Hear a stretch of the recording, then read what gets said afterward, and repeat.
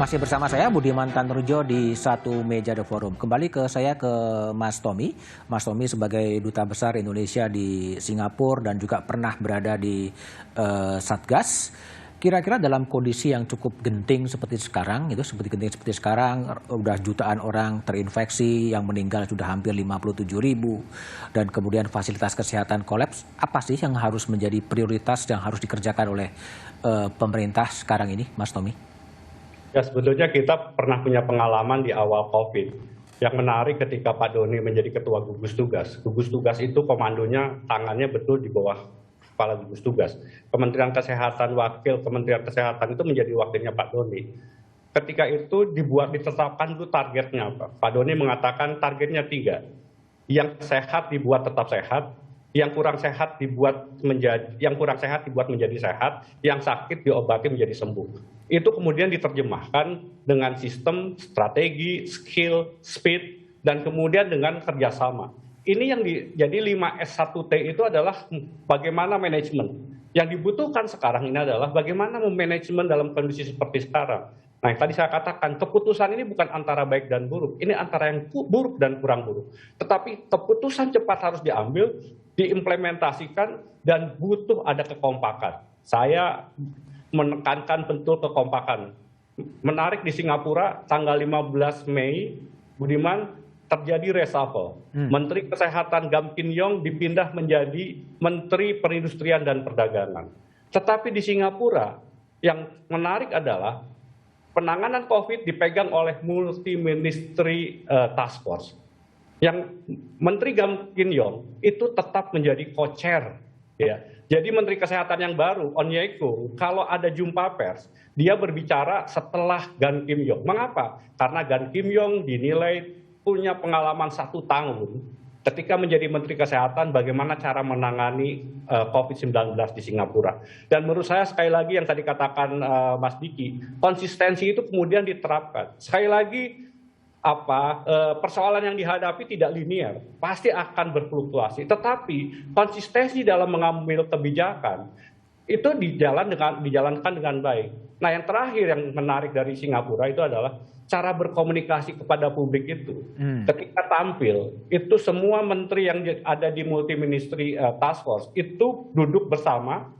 Setelah Perdana Menteri menyampaikan arahan kondisi dan apa yang akan dilakukan Singapura dalam sebulan ke depan, kemudian diterjemahkan oleh semua menteri di Multi-Ministry Task Force itu, dan semua pertanyaan dari wartawan itu disampaikan pada acara itu. Ketika akan mengambil keputusan, tidak pernah keputusan di Singapura itu ditetapkan hari ini, berlaku hari ini. Setiap keputusan diumumkan hari ini, berlaku 1 minggu. Mengapa? Karena masyarakatnya butuh adjustment. Misalnya, restoran diminta untuk membatasi jumlah dari 8 orang menjadi 2 orang. Arrangement tempat duduknya harus diubah, dia butuh waktu. Nah, itu yang kemudian di Singapura hal-hal seperti itu dipikirkan. Saya setuju dengan Mas Denny tadi.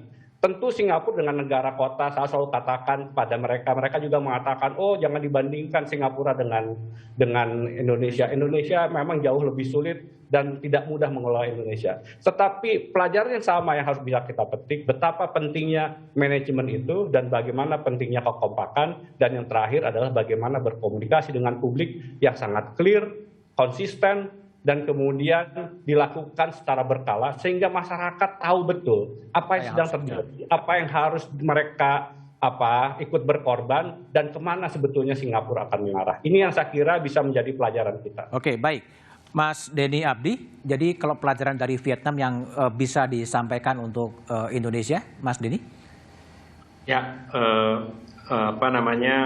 saya rasa kita untuk kondisi Indonesia, kita sepakat mengenai what-nya ya. Jadi kita sepakat mengenai kondisi apa sekarang yang sedang kita hadapi di Indonesia. Nah, how-nya ini kan pemerintah juga sudah mencanangkan, yaitu kondisi darurat. Walaupun masih untuk Sumatera dan Jawa yang memang sekarang yang paling parah.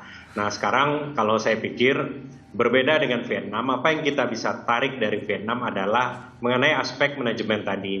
Vietnam tidak mengalami masalah itu karena memang pemerintahnya satu partai, strukturnya jelas dari atas sampai ke bawah sampai ke level masyarakat jelas. Nah, jadi permasalahan-permasalahan yang dihadapi di Indonesia tidak terjadi di Vietnam. Nah, karena itu mungkin sekali lagi tadi yang kami sampaikan, kekuatan Indonesia adalah kekuatan di gotong royongnya kita, ya kan? Jadi kita bisa saja menyalahkan leadership, bisa saja menyalahkan pemerintah, kurang ini, kurang itu di berbagai level. Tapi kalau kita lihat negara-negara di dunia, tidak ada satupun negara yang benar-benar paham secara efektif menangani ini. Semua learning by doing. Semua belajar sambil jalan. Nah, jadi kami pikir pelajaran yang bisa kita ambil adalah perkuat barisan di semua level. Kalau memang BNPB yang dipercaya seperti zaman awal-awal dulu, karena memang di masa krisis memang biasanya BNPB yang menjadi komandannya. Semua adalah di bawah koordinasi BNPB. Nah, kalau memang pemerintah mempercayakan BNPB, mari kita dukung BNPB. Mari kita perkuat apa yang kurang. Saya rasa itu, Pak. Baik, terima kasih. Bung Diki, jadi apa langkah-langkah urgent yang memang harus dikerjakan oleh pemerintah di saat-saat juga genting seperti sekarang ini? Yang pertama sekali adalah mencegah semakin kolapsnya layanan kesehatan. Ini sangat urgent saat ini. Dengan cara apa? Tidak ada cara lain selain membekukan aktivitas.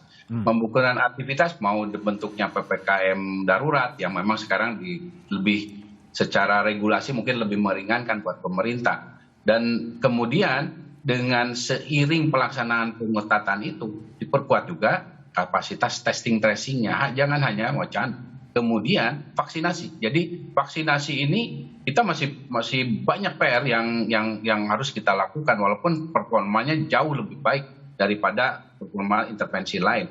Dan saya setuju tentang penguatan dari komunikasi risiko yang sangat penting sekali.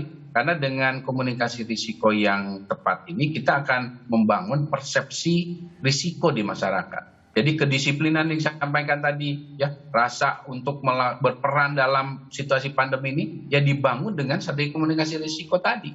Nah, ini yang masih menjadi PR besar kita dan saya kira bisa diperbaiki lah. Kalau leadershipnya sekali lagi kita tempatkan pada sistem kesehatan. Ya, karena kalau sistem kesehatan sudah punya klaster kesehatan, di mana BNPB itu di bawah Kementerian Kesehatan. Jadi pandemi adalah krisis public health. Responnya dengan strategi kesehatan masyarakat. Oke, baik. Arief, jadi kalau menurut pandangan Anda yang menekuni COVID sudah cukup lama, apa sih yang harus kemudian dikerjakan oleh pemerintah di situasi-situasi yang orang menggambarkan ini sebuah kegentingan seperti yang terjadi? Ya, satu hal prinsip yang mungkin bukan hanya pemerintah ya, masyarakat juga harus sadari bahwa wabah ini tidak akan bisa diselesaikan dalam skala individu. Karena satu orang dia merasa bisa melindungi diri belum tentu dia akan bisa selamat. Dia sudah taat protokol kesehatan belum tentu sekitarnya iya dan dia juga bisa tertular. Sehingga memang satu hal yang harus dibangun adalah prinsip bahwa ini persoalan kita bersama.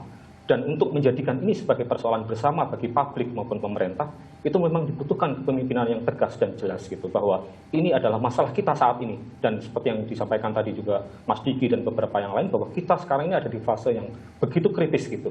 Dan fase ini jangan sampai kemudian yang terjadi adalah hancurnya juga benteng terakhir kita, yaitu adalah solidaritas sosial sebenarnya. Karena kita tahu bahwa upaya-upaya yang dilakukan oleh kelompok sipil ini kan juga memiliki limitasi, memiliki keterbatasan gitu. Kalau benteng terakhir ini jebol misalnya, bagaimana dengan orang yang kesulitan untuk mencari vaskes, meninggal di mana-mana, kebingungan tidak tahu harus pergi naik apa dan seterusnya.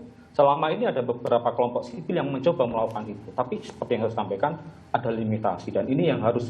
Dan satu-satunya untuk mencegah krisis yang lebih besar ya, pertama-tama ya memang harus berhenti dulu semuanya, mobilitas harus berhenti, mencegah agar penularan tidak berlanjut, dan memperkuat fasilitas kesehatan yang memang sudah kritis ini gitu. Karena kita juga tahu, nakes yang tertular semakin banyak, yang meninggal trennya semakin meningkat lagi pada bulan ini, dan kita nggak akan bisa menambah vaskes kalau nakesnya juga tertular. Dan ini menurut saya titik-titik yang kritis yang harus segera disikapi dengan kepemimpinan yang tegas dan konsisten kalau menurut saya. Oke, baik, terima kasih Mas Tommy, Mas Denny, Bung Diki, dan Mas Arief. Terima kasih telah bergabung di satu meja The Forum. Pandemi COVID di Indonesia memasuki tahap darurat. Dibutuhkan langkah cepat dan darurat pemerintah untuk mengendalikan pandemi sebelum berkembang menjadi lebih buruk. Penutupan wilayah adalah sebuah pilihan untuk penyelamatan bangsa. Kebijakan serba tanggung dikhawatirkan malah memperburuk keadaan. Munculnya sukarelawan perlu dikelola untuk bisa sama-sama membantu negeri. Singkirkan lebih dahulu kepentingan politik jangka pendek, tunda lebih dahulu proyek mercusuar, dan fokuslah pada penyelamatan manusia dan bangsa.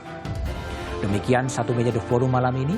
Patuhi protokol kesehatan, hindari kerumunan, jangan lupa pakai masker. Selamat malam dan terima kasih.